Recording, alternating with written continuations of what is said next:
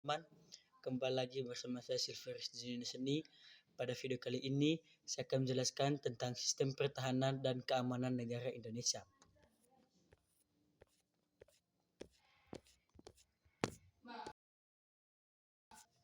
Jadi, sistem pertahanan dan keamanan negara Indonesia bisa disingkat dengan SISHANKAMRATA.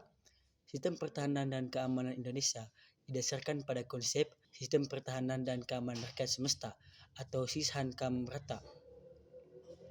Sistem ini menekankan bahwa pertahanan dan keamanan negara adalah tanggung jawab seluruh rakyat Indonesia dengan pendekatan total defense and security yang melibatkan semua komponen bangsa dalam menjaga kedaulatan dan keutuhan negara Kesatuan Republik Indonesia atau NKRI. Yang pertama, konsep dasar SISHANKAMRATA.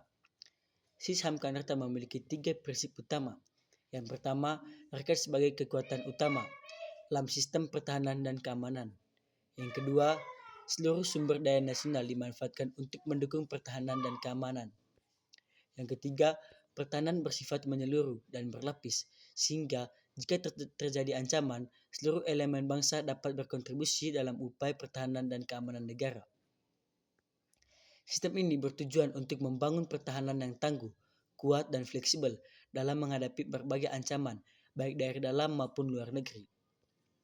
Yang kedua, komponen dalam sistem pertahanan dan keamanan negara. SISHANKAMRATA terdiri dari 3 komponen utama yang berperan dalam menjaga keamanan nasional, yaitu A. Komponen utama. Komponen utama adalah kekuatan inti yang secara langsung bertugas menjaga pertahanan dan keamanan negara, terdiri dari yang pertama, Tentara Nasional Indonesia atau bisa disingkat dengan TNI. TNI Angkatan Darat atau AD bertugas menjaga keamanan di wilayah darat. TNI Angkatan Laut atau AL bertanggung jawab atas keamanan di perairan Indonesia. TNI Angkatan Udara atau AU melindungi wilayah udara Indonesia dari berbagai ancaman. Yang kedua, Kepolisian Negara Republik Indonesia atau Polri berperan dalam menjaga keamanan dan ketertiban dalam negeri serta menegakkan hukum. B. Komponen cadangan. Dapat mobilisasi dalam keadaan darurat untuk memperkuat komponen utama. Yang pertama, komponen cadangan atau KOPCAT yang dibentuk oleh Kementerian Pertahanan sebagai cadangan militer untuk membantu TNI dalam keadaan darurat. Yang kedua, Resimen Mahasiswa atau MENVA yang merupakan bagian dari pendidikan bela negara di lingkungan kampus. Yang ketiga, komponen pendukung. Komponen ini mencakup berbagai elemen masyarakat dan sumber daya nasional yang berperan dalam mendukung pertahanan dan keamanan negara. Beberapa contohnya adalah masyarakat sipil yang memiliki keahlian di bidang teknologi, komunikasi, dan logistik.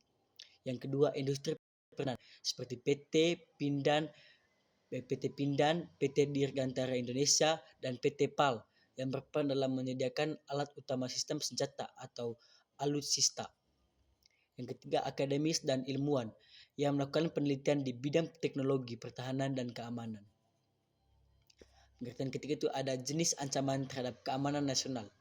Indonesia menghadapi berbagai ancaman, baik yang bersifat militer maupun non-militer. Yang pertama, A. Ancaman militer. Ancaman yang melibatkan kekuatan bersenjata dan dapat mengganggu kedaulatan negara, antara lain invasi atau agresi militer dari negara lain. Yang kedua, terorisme bersenjata, baik dari dalam maupun luar negeri. Yang ketiga, pelanggaran wilayah perbatasan oleh kekuatan asing.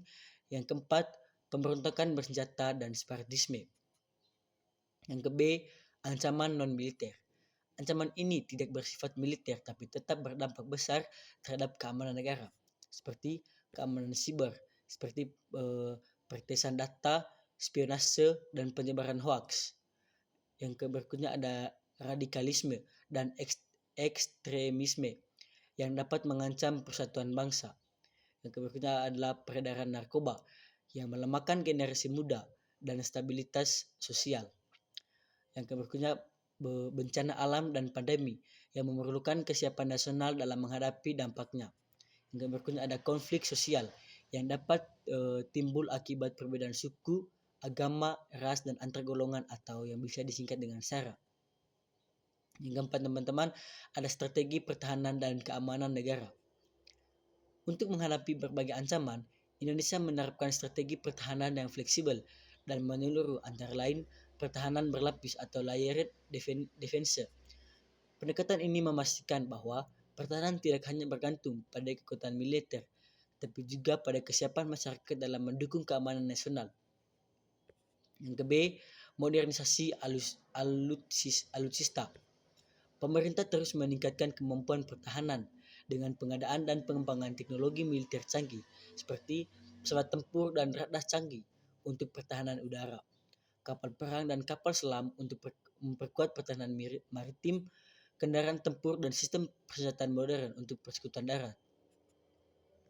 Yang ke C, diplomasi pertahanan.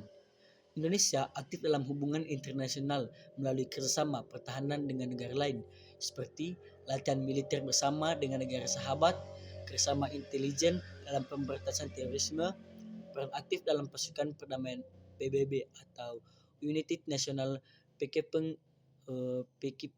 Operation. Kedua, pendidikan dan kesadaran bela negara. Pemerintah juga mengembangkan program bela negara yang bertujuan untuk meningkatkan kesadaran dan kesiapan masyarakat dalam menjaga kedaulatan negara.